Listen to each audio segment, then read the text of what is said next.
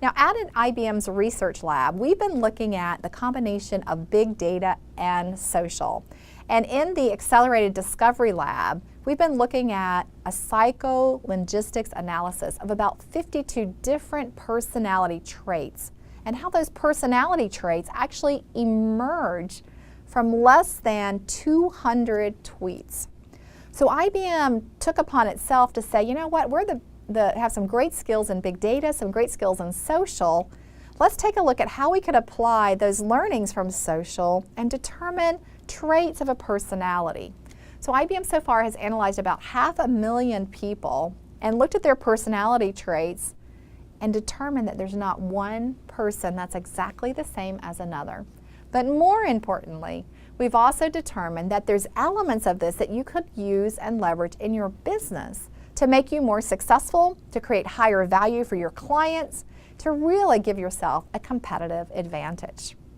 Now, the premise here is that intrinsic traits about you impact everything you do, right?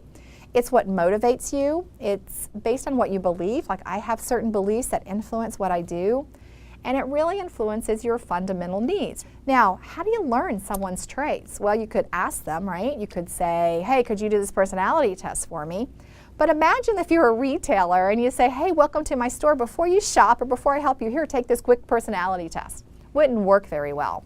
But what if you could take what a person's already shared and evaluate those intrinsic traits so that you could better serve them, better meet their needs, regardless of whether you're a B2C company or a B2B company. And that's what we've done. So if you look at big data and social combined together, that social trail leaves a linguistic footprint. It really gives you some of those intrinsic measures. It really hasn't been applied before because we haven't had the wealth of data, that big data that's out there.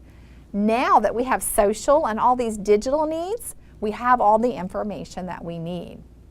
So how could you use this as kind of pre-screening or looking at someone's personality ahead of time? One is you could look at a person and see where and what tasks they might like to do, and therefore really have a good fit into what assignments to give certain people so they get done better and they get done faster.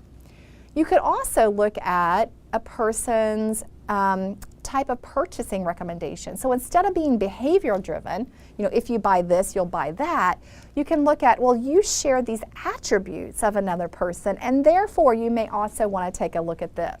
When a person joins a company like IBM, which has about 470,000 people, and people probably don't have a really good idea as to who they want to be used as the role models and who they should follow as the use as the mentors, right?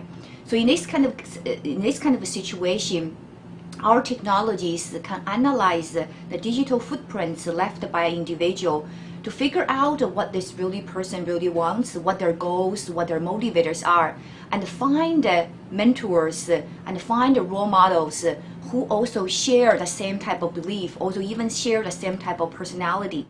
Now, I quickly asked the team in California, just do a quick personality test about me, take 200 tweets. Pretty amazing, you know. In fact, I told Michelle Chong, who was one of the lead researchers on this, she was like a palm reader because she really nailed my personality. I want to show you one more slide. Can't really read it, but I wanted you to see, just from 200 tweets, all the great information that was achieved. Now imagine if you're a company, and imagine social being the new personality test and the power that it gives you to better meet your employees' needs as well as those of your clients.